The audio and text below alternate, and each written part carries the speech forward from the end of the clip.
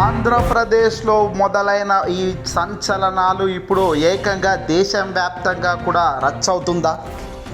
Yes, తాజాగా కూటమికి సంబంధించిన ప్రభుత్వం చంద్రబాబు నాయుడు గారు చేసిన ఇటీవల వ్యాఖ్యలతో రోజుకు దీని ప్రభావం విపరీతంగా పెరుగుతూ వస్తుంది. టీటీడీ చాలా పవిత్రంగా చాలామంది హిందువులు ప్రపంచవ్యాప్తంగా కొలిచే శ్రీ వెంకటేశ్వర స్వామి యొక్క లడ్డు ప్రసాదంపై ఏకంగా చంద్రబాబు నాయుడు గారు చేసిన ఒక తప్పుడు దుర్మార్గపు రాజకీయ కోణంతో తాను చేసిన వ్యాఖ్యలు ఇప్పుడు ఢిల్లీ పెద్దలను తాకాయా అంటే ఖచ్చితంగా అవును అని తెలుస్తుంది. నిజంగా ఇక్కడ తప్పు ఎవడు చేశాడు అనేది కూడా క్లియర్గా తెలుస్తుంది. ఎందుకు అంటే వాడని నెయ్యిని తయారీ కాని లడ్డూను ఎలా దుష్ప్రచారం చేస్తున్నారో వివరించే ప్రయత్నం మేము చేస్తాము. ముందుగా మీరు చూడండి. తిరుమల తిరుపతి శ్రీవారి లడ్డూ ప్రసాదంలో కల్తీ నెయ్యి వాడారని, టీటీడీ అపవిత్ర పాలు చేశారు అంటూ చంద్రబాబు చేస్తున్న ప్రచారం అంతా బోగస్ అని తేలిపోయింది. చంద్రబాబు చేస్తున్న దుర్మార్గపు దుష్ప్రచారం వల్లే టీటీడీ పని, ఆ టీటీడీకి సంబంధించిన పవిత్రత మంటగలుస్తుంది అనేది కూడా మరోసారి స్పష్టంగా అర్థమైంది. చంద్రబాబు నియమించిన టీటీడీ ఈవో శ్యామలరావు మాటల్లో ఈ విషయం బట్టబయలు కావడం మరో సంచలనం. శనివారం ప్రఖ్యాత ఆంగ్ల వెబ్సైట్ ది ప్రింట్తో ఆయన మాట్లాడారు. శ్యామలరావు గారు తమిళనాడుకు చెందిన ఏఆర్ డైరీ నుంచి వచ్చిన 10 ఆవు నెయ్యి ట్యాంకర్లలో 4టిలో నాణ్యత కాస్త తగ్గింది. క్వాలిటీ తగ్గడంతో మేము దాన్ని వెనక్కు పంపించాము. తద్వారా దాంట్లో అసలు నాణ్యత ఎందుకు తగ్గింది అనే దానికి డాటా చూస్తే మాత్రం అందులో ఈ వెజిటేబుల్కి సంబంధించిన ఫ్యాటీ ఆయిల్ ఉన్నట్లుగా గుర్తించాము. కౌ టఫుల్ అంటే బఫెలో టఫుల్ అంటే ఆవుకు సంబంధించి ఏదో కొవ్వు పదార్థాలు కూడా అందులో ఉన్నాయేమో అనుమానం కూడా లభించింది. ఇవన్నీ కేవలం అనుమానాలే. అయితే ఈ లారీ అసలు ముందుకు కదలకుండా వెనకకైతే మేము పంపించేశాము. దాంట్లో నెగిటివ్ రాగానే ఇమ్మీడియట్లీగా రిపోర్ట్ ఆధారంగా దాన్ని పంపించేశాము అని. అయితే రిపోర్ట్ నెగటివ్ రావడం ఇదేమన్నా తొలిసారా ప్రపంచ చరిత్రలో, దేశ చరిత్రలో అంటే కాదు. అధికారం ఎవరి చేతిలో ఉన్నా గడిచిన 10 ఏళ్ళు 2014 నుంచి చూస్తే చంద్రబాబు గారు హయాంలో 2014, 2019 కాలంలో ఇలాగే 14 సార్లు రిజెక్షన్ అనేది జరిగింది. జగన్మోహన్ రెడ్డి గారి హయాంలో అంటే గత హయాంలో 18 సార్లు రిజెక్ట్ అనేది జరిగింది వివిధ కారణాల వల్ల, నెయ్యి క్వాలిటీ లేదు అని. మరి అప్పుడు ఎప్పుడు కూడా ఈ మాదిరిగా సంచలనం కాలేదు. ఇది జనరల్గా జరిగే ఒక ప్రక్రియ. ఇక్కడ నెయ్యి కూడా క్వాలిటీ లెస్ నెయ్యి అయితే ఎక్కడ వాడలేదు, లడ్డు తయారీ కూడా కాలేదు. కానీ వీళ్ళు చంద్రబాబు నాయుడు గారు ఏం చెప్తున్నారు? లడ్డు తయారైంది, విక్రయించారు, జనాలు కొనుక్కొని తినేశారు అని చెప్తున్నారు. ఇంకా ఒక అడుగు ముందుకేసి పవన్ కళ్యాణ్ ఏం చెప్తున్నాడు?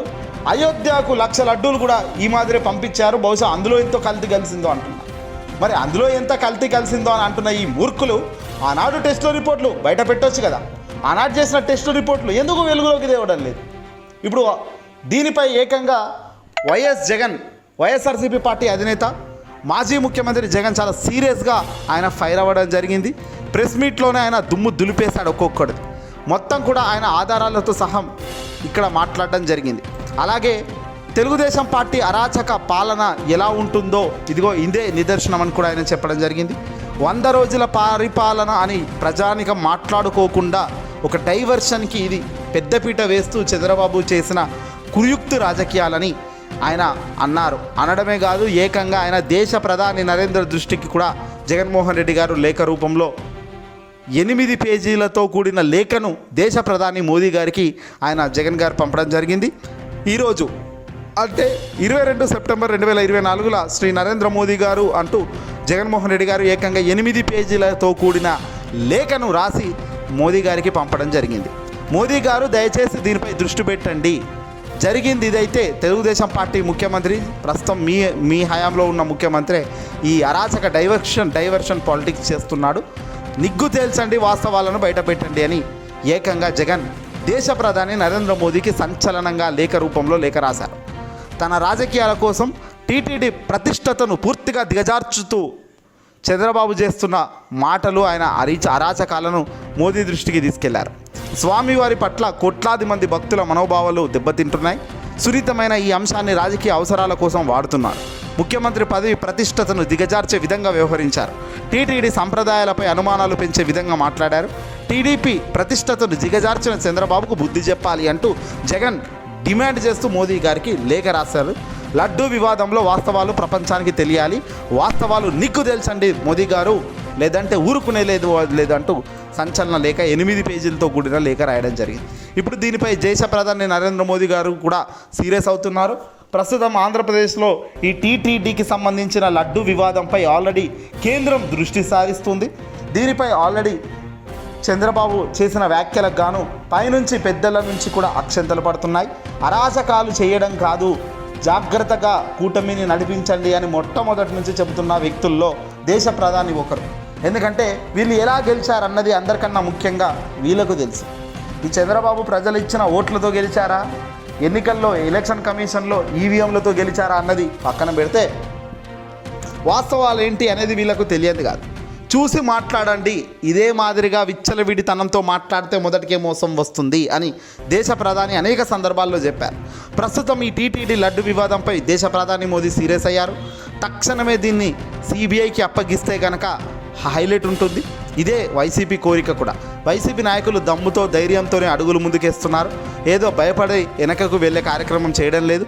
మీరు ఏదైనా ఎంక్వైరీ చేసుకోండి, ప్రపంచానికి దీని వెనకాల ఉన్న సత్యం బయటకు రావాలి. దేవుడి సాక్షిగా కలియుగ దైవం వెంకటేశ్వర స్వామి ఎంతో అపురూపంగా కొలిసే ప్రపంచ భక్తులకు ఇది వాళ్ళ దెబ్బతీస్తున్నట్టు అవుతుంది మనోభావాలను. అలాగే మన రాష్ట్రంలో మన ప్రతిష్టతను మనమే దిగజార్చుకునే కార్యక్రమం చేస్తున్నాం కాబట్టి ఖచ్చితంగా ప్రధాని స్థాయిలో, ఢిల్లీ స్థాయిలో, కేంద్రం స్థాయిలో దీన్ని బయటపెట్టాలి. చంద్రబాబు చెప్పిన మాటలు కానీ, చంద్రబాబు చెప్పిన ఆరోపణలు కానీ వాస్తవాలను ప్రపంచానికి తెలియపరచాలి అంటున్నా. మరి దేశ ప్రధాని గారు ఇప్పుడు ఇరకాటంలో పడ్డారు. దీని వెనకాల ఉన్నది ఏంటి? దీని కుట్రపూరితమైన చర్యలకు శ్రీకారం చుడుతున్న చంద్రబాబు ఆలోచనలకు కఠిన విధంగా బ్రేకులు వేయకపోతే కనుక చాలా మూల్యం చెల్లించుకోవాల్సిన పరిస్థితిలో కేంద్రం కూడా నిలబడుతుంది. కేంద్రం దీనిపై స్పందించకపోయినప్పటికీ, కేంద్రం దీనిపై ఆదేశాలు జారీ చేసి దీన్ని విచారణకు తీసుకోకపోయినా కానీ హిందూ ధర్మం అని గొప్పగా చెప్పే బీజేపీ ఇక్కడ చాలా పెద్దగా మిస్టేక్ చేసినట్టే కనబడుతుంది ప్రపంచానికి. సో హిందూ ధర్మం అన్నా, హిందువులన్నా, భక్తులన్నా, దేవుళ్ళన్నా చాలా గొప్పగా గొలిసే ఈ బీజేపీ ఎన్డీఏ సర్కార్ మరి ఇంత పెద్ద అపప్రతిష్టత పాలు చేసే వ్యాఖ్యలు ఒక ముఖ్యమంత్రి స్థాయిలో ఉన్న వ్యక్తి చంద్రబాబు లాంటి వ్యక్తి చేస్తున్నప్పుడు మరి దీన్ని ఎందుకు ఖండించడం లేదు? ఖండించకపోగా దీని వెనకాల ఉన్న గుట్టుని ఎందుకు బయట పెట్టదు? అలా బయట పెట్టకపోతే మాత్రం మొత్తం వ్యవస్థ కుప్పగూలిపోతుంది. జగన్మోహన్ రెడ్డి గారు దీన్ని ఎన్నికల ప్రచారంలో గట్టిగా వాడే ఆవిష్కారం ఉంది. రాబోయే కాలంలో ప్రతి అడుగులో జగన్ ఏకంగా దేవుణ్ణి వాడుకున్నారు. నేను మోదీకి లేఖ రాశాను, మోడీకి లేఖ రాసినప్పుడు మోడీ కూడా సైలెంట్గా ఉన్నాడు. తద్వారా అర్థం ఏంది అని కూడా జగన్ రేపొద్దున ప్రజానికంకు వెళ్ళి ఆయన ప్రశ్నల వర్షం కురిపించే ఆస్కారం ఉంది. ఏదేమైనప్పటికీ కూడా వాస్తవాలు బయటకు రాకపోతే ఖచ్చితంగా ఇది టీడీపీకి బిగ్ బూమ్రాంగ్ అయితే అవుతుందనేది గ్యారంటీగా చెప్పవచ్చు.